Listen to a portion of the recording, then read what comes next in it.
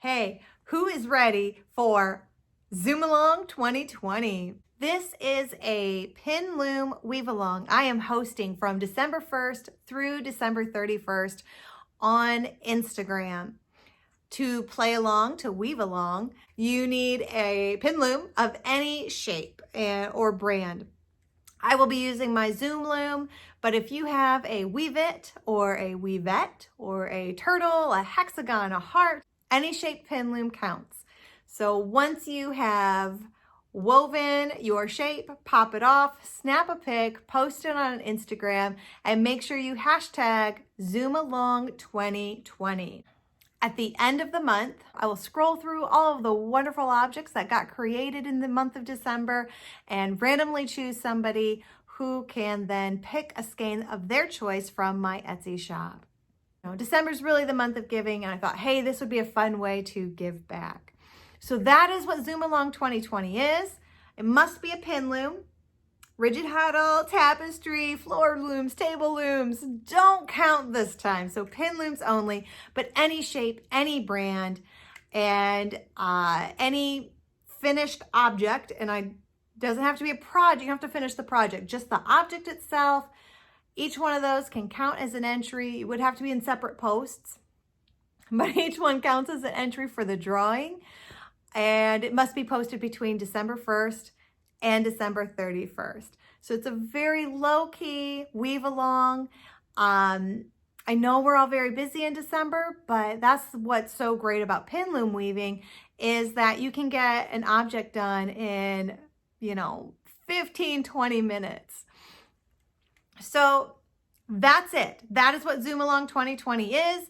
If you're not sure if you want to join, maybe you don't have a pin loom, let me show you some of the things that I have made on my Zoom loom. Now, what got me started on pin loom weaving were these yarn advent mini skeins. I love yarn advent. I love the concept behind yarn advent. I think it's so much fun to open up a new mini skein every year. But now you have 24 mini skeins, and what are you going to do with these? So this is what I've done with mine. This is my first ever. This is what I made out of my first ever yarn advent mini skein set. And it is a blanket that I use. Let's see, I do 12 squares across, 12 rows, 13 columns. 13 columns? Columns, rows? Yeah. It's a 13 by 12 square blanket. How about that? And I put these together. I put the squares together using whip stitch. I then have a cotton gauze backing, which is relatively inexpensive. It's not a very expensive fabric. And I did not do the bias thing because this fabric has already got some give to it. So I just cut straight strips. Ooh, say that fast. And use that then also for the binding. Also, now you can see on the whip stitch, you can see the stitch. That it's a contrast stitch. I like it. I feel like it gives the blanket kind of a rustic vibe. So I like it. I did use undyed yarn to help reduce the cost because let's face it, yarn advent calendars are a bit on the pricey side. So to help reduce cost, I used a fairly inexpensive fabric, a very easy way to bind it. And then also the undyed yarn. You can get undyed yarn from Dharma Trading Company. You don't need any kind of account, just go on in and you can get the undyed yarn for about half the price of a normal, like a hand-dyed skein of yarn. So this is one of the places where I cut costs because I really liked the calendar. So that was year one. Hold that one more time. I got about 6 squares from each mini skein, and this was 20 gram. These were 20 gram minis of fingering weight yarn. I held my fingering weight double, and that's how I got my 6 squares. And then the fun is laying out all the squares and figuring out how am I going to piece this together. So year one, I got about 6 squares. Well, I did get 6 squares out of each mini, and then I whip stitched them together with the undyed yarn, used the cotton gauze as both the backing and as the binding. Year two, now I've got to tell you, my year two, these blankets get used daily. They are the first blanket that anybody grabs whenever they're cold, because there's very soft wool on one side and then this very soft, cozy cotton gauze on the other side. They're just they're soft and they're quite warm. So this particular one had an accident with one of the kids. Something got spilled on it and it was gross. And so I ran it through the wash. The yarn bled just a little bit and it came out, it's worn in. Let me just say it that way. Still beautiful, just a little worn in. Now on this one, I used the ends of the squares themselves to whip stitch the squares together. I highly don't recommend that. Learn from my mistakes. It doesn't work out well. Just don't do that. Don't. Ends are meant to be secured, not used for seaming. So I did whip stitch, but the seams are invisible because I used the same color as the square to whip stitch it. I had that same gauze, same binding. I still got 6 squares out of each mini, but it was, now on this one, I didn't quite get 6 squares out of every mini. Some of the mini skeins were just under 20 grams, which probably isn't a big deal. Like if you're making, when you're knitting like an advent cowl or an advent, if you're knitting, it's really what it is. If you're knitting a cowl or a shawl out of your advent calendar, it's probably not as big of a deal. But when you're weaving, being shorted a couple of grams really made a big difference. And so anytime I ran out of one color, I would grab, so some skeins I would make 6 and I had a little left over. And then some I'd be on my 6th square and a little short. So I'd grab from that little pile I created of my overage and I would just finish the square with that. And I'll be honest, once you hold this up, oh, there's one. No. Once you hold this up, you really can't tell from one square to another where the last couple of stripes were in a slightly different color. I did usually try to color match. Sometimes I would use a contrast color on purpose to finish out a square. But for the most part, I usually blend them. So I think with this blanket, I wasn't paying attention to what base was used in my yarn advent calendar. And my first year was a 75-25 merino nylon fingering weight base.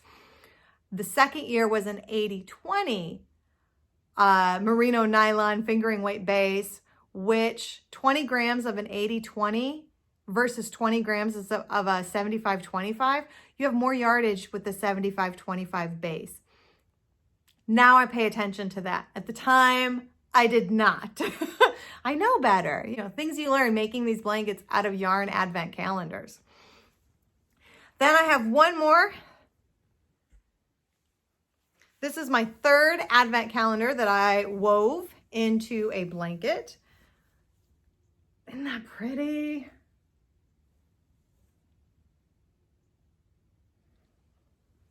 So once again, I got 6 squares out of most of my minis. I was paying attention to the base this time. Every once in a while, I do understand not all dyers buy the 20 gram pre-skeined minis. It is a lot more economical for yarn dyers to buy complete skeins, dye them, and then hand wind them into minis. It just is, and I'm not gonna fault somebody for trying to reduce their overhead.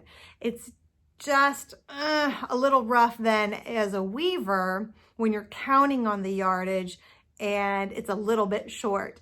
But again, anytime I'm over, I keep all of that overage yarn into a little plastic bag just in case I fall short on another colorway, I just grab one and keep going. I think it adds, I honestly just think it adds to the blanket itself. But, and these are all 12 by 13 squared blankets. It uses the 24 20-gram minis as well as a full skein. So my yarn advent calendars have all been 24 20-gram minis plus a full skein of yarn. And I weave 12 squares out of that full skein. It doesn't use the whole skein, but it uses a lot of it. And I'm using that same undyed yarn as my seam. And this is the crocheted slip stitch with right side on top of right side. I have a tutorial on it. That's the seam I used on this one. Obviously it's not invisible, but it's meant to not be invisible. I have the same yarn gauze backing. Now I will say, when I bought this, I wasn't sure how much to buy, so I bought a ton, and it was enough to do 3 blankets, but I am now out of it. So I'm gonna use something different this year. We'll see. This year, on this one, I really ran out of it. I didn't have enough for binding, so I bought some binding. I could have made it, but I'll tell you what, sewing, I do it, it's just hard for me. So, and you're gonna see why. Try to hide some of this before I show it. And you're about to see like how hard sewing is for me. So here is, oh, it looks so bad. Here, let me not hold it out straight so you can see how bad it is. Just hold it gently. So you can, so this is a cotton binding that somebody was selling on Etsy. So I bought a cotton binding. It's a lot cheaper if you make it yourself. Bias binding and I do not get along. I am not going to use this again. I'm not sure what I'm going to do this year, but this is a cotton binding that you can make, or, just make strips. You don't need the bias binding necessarily because you're not going around any kind of curves. It's all straight. So if you want to cheat and just cut straight strips of whatever backing fabric you use, it works fine. That's what I did on my first 2 blankets, and it worked out fine.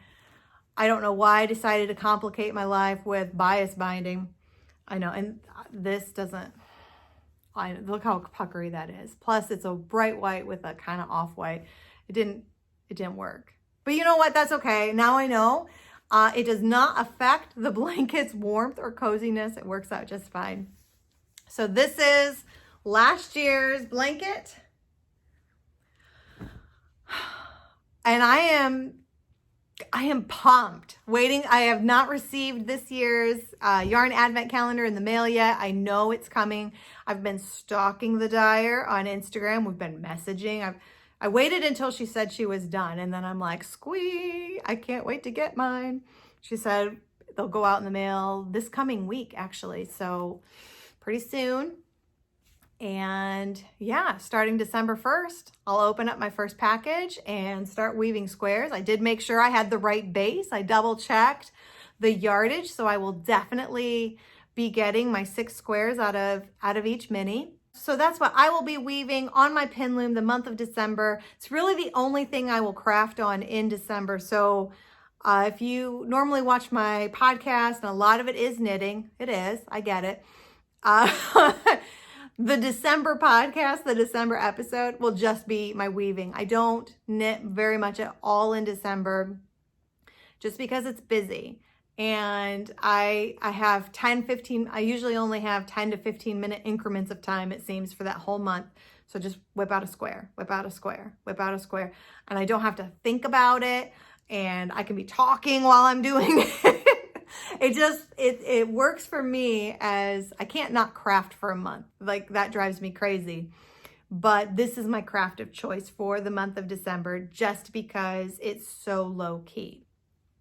So if you made it through my blankets, one last time, hashtag Zoomalong2020.